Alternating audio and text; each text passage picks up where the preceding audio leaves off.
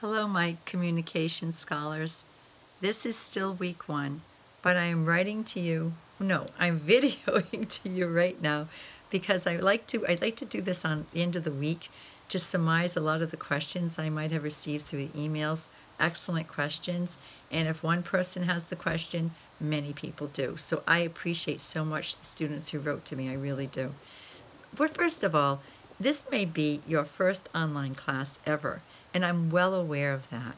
So I might have left you in the dark without intending it, because the questions I was receiving, I said, yeah, if you've never had an online class before, this might seem very odd. I have been teaching online for so long, I forget that sometimes. Many times, teachers in online courses like mine will expect the students to do a lot of self-reading and not see it as a means for a quiz or a test in the moment, but just to give them the background. If we were in class, I would have said, read chapter 1, read chapter 2, and we'll discuss it when we get into class. Many times those discussions fall short because the students don't all read, or they're not all paying attention, or they don't see the reason. Why am I reading something if there's no quiz at the end of the week?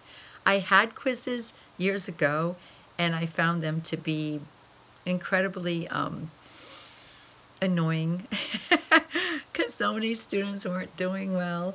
And then I thought, well, is my job to get students to memorize terms? Just memorize the terminology, and then you memorize a whole list, and then yes, you get them all right or not all right. Or is my job to get you to apply the student learning outcomes, which are part of the chapters, to what we're going to be doing in this class, which are our presentations. We'll be starting our presentations week 3. So chapter 1, in so many ways, is getting you prepared for that. Next week, when I discuss on a video, and I'll put it in the chapter, in week 2 folder, on what is communication, and go over the communication model with you, which you read in chapter 1, but I'll redo it using those terms. I'll be trying to show you that you're going to be doing this. You are going to be encoding a message to your other communicator, which I call the receiver or the audience or the listener, and they're going to be decoding it. We'll talk about worldview. We'll talk about context in the channel. What I had said a couple of videos ago, that if you can equate this information, especially in the very beginning when we're talking about how to organize a speech, to your background in writing, to your English classes, you will be in such good shape, because 80% of the class is based in your background you've had in English and in background that you've had in psychology and in the humanities. And that's what chapter 2 is talking about, how so much of our disciplines, our English, our psychology classes, our history, are interdisciplinary. And you do have a background in this. This is just pulling it together. I selected this book for a couple of reasons. One, I could get it virtual, and it comes out of a group of educators called the Creative Commons, and they're a very wildly progressive group that had solicited writings from multiple authors. You may see some of the authors repeat themselves, but there's often team writings, and they come from different views of the world, and I like that a lot. So I like that. I also like that the chapters are 10 pages, and the writing level is at a level that any reader should be able to read it. It's not on such a textbooky a writing level that unless you're really a good reader, you can read this. Like if you're, you can read this. I think it's written at a 6th or 7th grade reading level. So it's not out of anyone's consciousness. It's not out of mine, because I don't want to be reading something for PhDs. That's not interesting to me. I'd rather read something that's accessible, like the local newspapers at a 4th grade reading level. I like that. Don't challenge me anymore. So it's accessible to everyone, to myself, to you, to everyone, to read it, to reread it, and start thinking of what was the point of this and how does it pertain to me and what I've seen as far as communication is concerned, especially oral. So those 2 chapters are germane, but there is no end game as far as an assignment due. you're not answering questions at the end. And I'm realizing that now that might be your worldview. Your worldview was you get a chapter, you've got to do something with it, answer those questions. So more than one person said, do we answer those questions and pass them in? I said, no. Just read it, and read it more than once. See, I'm a reader, so I like to read for my own edification. I like it. So read it again, read it again. And you might even become a communication major after you're all done with this.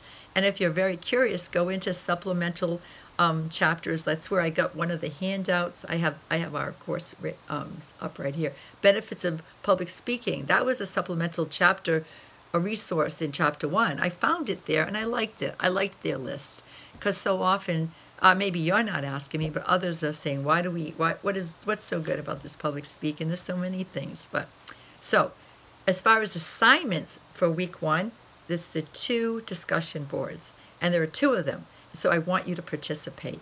And then you say, okay, I've done my job. If you look at the calendar, and I'm sure you have at one point, is this week it just has nothing under it. So when you looked into week 1 folder, you might say, whoa, what's all this stuff? Of course, some of it was me, lots of it was me, and it was just for you to get into the feel of the course of public speaking. Next week, you're going to be doing your self-introduction, and I'll have set up a VoiceThread on the site, and you'll get into and you'll do it. This week, I had one of my other classes, not a public speaking class, start their introductions through VoiceThread, and I was a little nervous thinking, are they going to understand the technology? But everyone's been doing it. They said it's pretty intuitive. You have to know words like launch, create, and then share. So as long as you know those 3 words, you're going to be able to do it, because you just click, click, click. But you do need a video camera for that, either right on your computer that you can do it directly, or you need it through your phone, so then you can upload with your link, with your URL to it. So, but it's nice. It's all going to be in one area. All the VoiceThreads are for the students. So that's next week. The 3rd week, you're going to be doing your In the News speech through that same medium, the VoiceThread, which will be provided for you. And that's when you're going to start to see this class take off, as far as feeling like, okay, now there's a lot of time I have to put into this. Up until now, it's just general knowledge, getting yourself in the framework, getting to know each other a little bit next week with the introductions, which is my favorite part in the beginning, is getting to know you, hearing your voices. And then when we do the actual speeches, your job, and now it's an honor system, is to watch all the speeches that come in.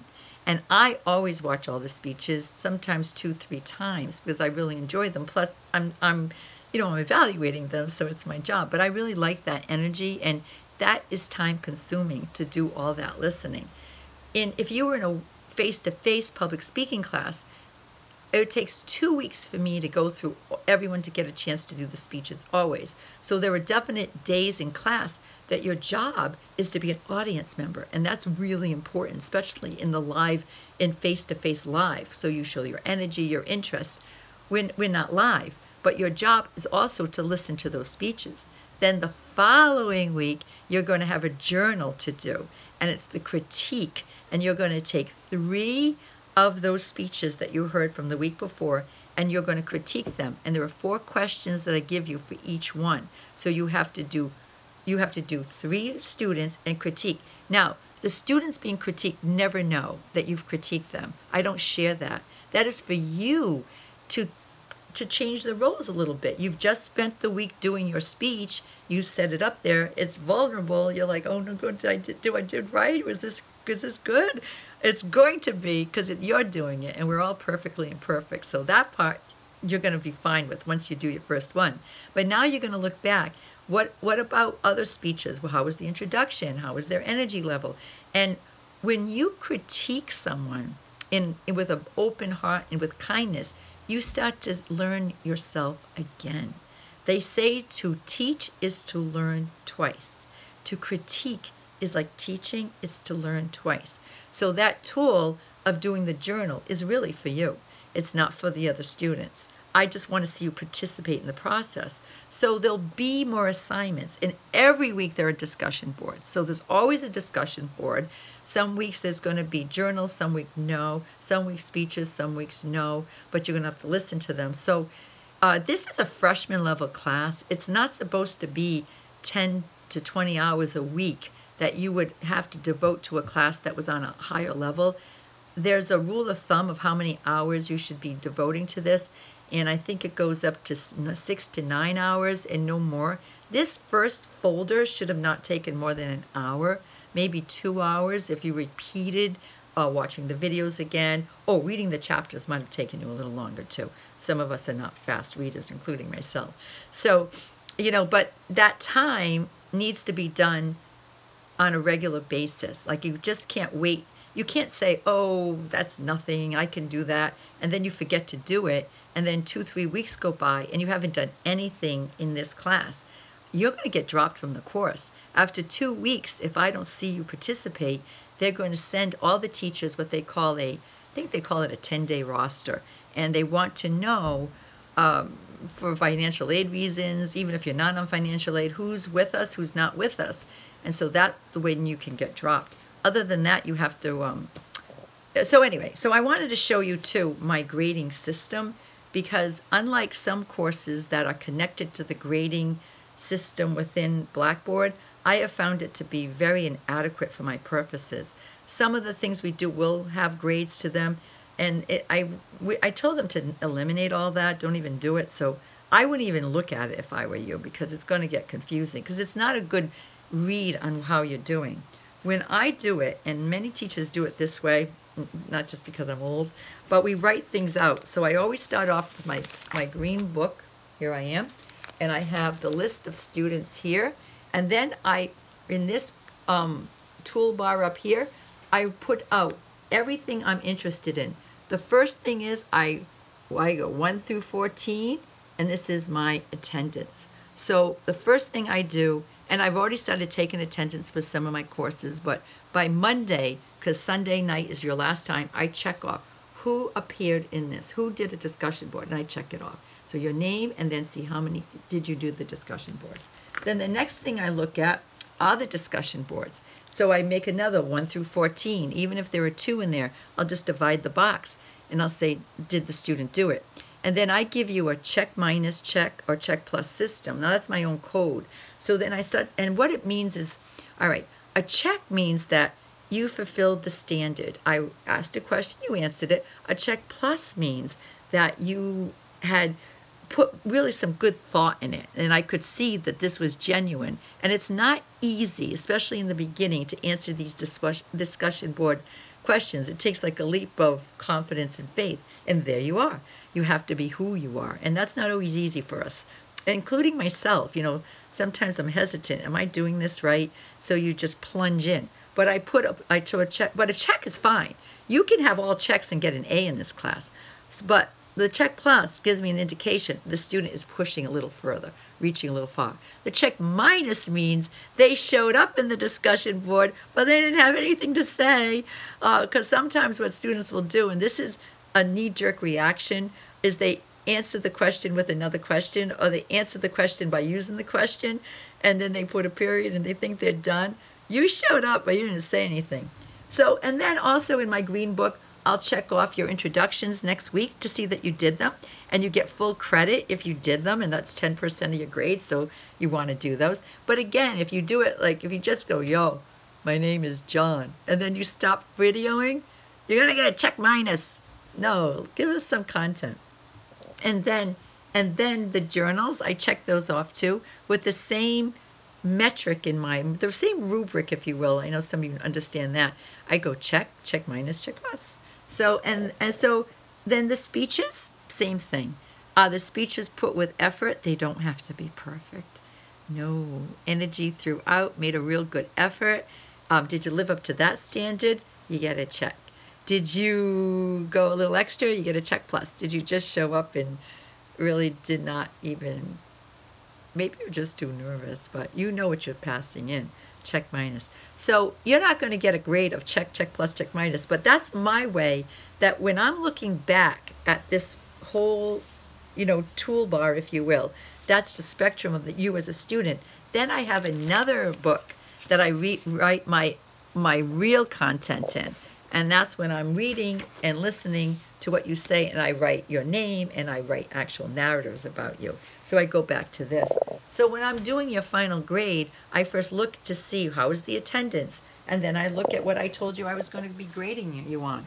I say attendance, I have, oh my goodness, attendance and discussion boards together are 15%. Journal entries are 20%. Written final exam is 15%. You know, and the presentations, including the introduction, are 10%. So did the student earn all that? And you know, and I'm telling you, I'm not telling you this class is easy, but you stay with it. I have a lot of A's and B's in my class. I just do. It was designed to be accessible. And the final exam is a take-home, obviously, because where else are you going to be? I mean, what I meant to say is it's independent. You're doing it on your own. And I do not time the questions anymore.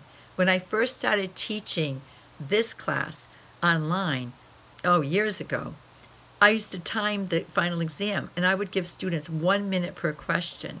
And there was a clicker timer on top. Talking about anxiety, everyone's like, just stop timing me. And now I just open it up. I ask anywhere between 15 to 20 questions, and but I say only answer the 10 you feel the most comfortable answering. So there'll be choice, right? Many of the questions come from the chapters. So you say, okay, that was chapter 1, I think. Let me look back. You have a week to do it, so you don't have to do it in 2 hours like you would if you were sitting in a classroom. So you pace it. The way the test is set up online, I like it very much. I don't like the grade book online, but I like the testing, is that you don't have to do it all in one shot.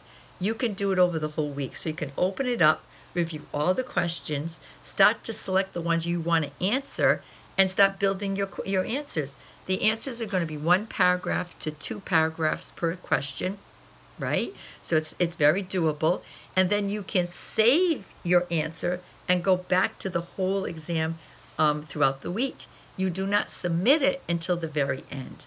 And that's something I'll caution you. Don't submit it before it's time that you're done. So I'm giving you this long video minute. It's probably 20 minutes before I'm done, but I'm trying to answer some of the questions. The book is up online permanently, right? That's your book. And if you look, I'm looking right now at our course space. When you open up, you see there's words like course syllabus, you know that, and then course messaging. I don't have any messages in there, but you can leave a message, and sometimes your peers will answer the message. That's a way of getting, I don't often look at that. I'm always looking at my emails, but not that. But as the semester gets busier, I look at that a lot. So put the question up there. You might answer another question for another peer, which I love when that happens. And then you'll see our textbook is there, handouts, presentations. There's a handout for every presentation we're doing, and then the weeks. So when you wake up Monday morning, you go in, you'll see week 2, and there'll be another list of things to do. It'll probably be a little clearer to understand. You do the discussion boards, you read whatever chapters, you look at any notes that I put up there about the chapters. I think we're only having 1 chapter next week, and then there's going to be the voice thread for you to do your self-introduction. And then the 3rd week is going to be your presentation. I don't know if this was helpful or not helpful, but I'm looking forward so much to the introductions next week, because I've enjoyed your emails, and I've enjoyed answering back and forth. And I don't do a lot of big answers, as you can see. I'm quick. It's partly because I have 150 students, and you know what? It's like my children. I love you all, but sometimes I get drowned with too many, and I get stuck. Boy, I get stuck. So it's easier actually for me to do a video like this, even though it might be hard for you to listen to. And I hope you're having a good day. Today is 9/11, and right now they're reading all the names, and I've taped it. I started listening this morning. If we were in class today, it's such a somber day, I would have walked in and said we would have spent like a half an hour just talking about where were you on 9/11. Some of you weren't even born yet, and I know that. It was 19 years ago. But others who are a little bit older remember just where you were. Maybe you were in school. If you're not, no one is my age. I was teaching at the time, and I was in my office when it actually happened, and I knew I think it was 8:46, but my phone rang like at 8:47, and it was my niece who lives in New York City, right near there, who called me to tell me she was okay, and I didn't even know what she was called. I didn't know anything had happened. So she said, "Oh, Auntie Joyce, put on the TV." She said, "I thought you might have heard it, and I'm calling whoever I can call to let you know, just let everyone know I'm okay. But I can't stay in my building because my building was so close." This was only after one bomb. The second bomb, I didn't hear from her for all day. Um, Not the bombs, the planes going in. It was awful. You know, in 1993, terrorists tried to bomb the World Trade Center from the bottom up, and then crazy Americans, we laughed at them on our networks, on our news, saying you can't bomb a big tower like that from the ground up. You've got to go up. So that's when the planes. And then I know people. I know one young woman who was a stewardess who lived in Westport. She was on the plane. She was working that day, and she was on the plane that landed, crash landed in Pennsylvania. I mean, this video was going well until I said it's 9/11, but we cannot forget. I was listening to the names being read this morning. I'm doing this video to you now, and I have taped it. I'll go back and listen, even if it's 3 hours. It's respect. All right. I will talk to you soon. Hope you're having a good day. I hope this helped.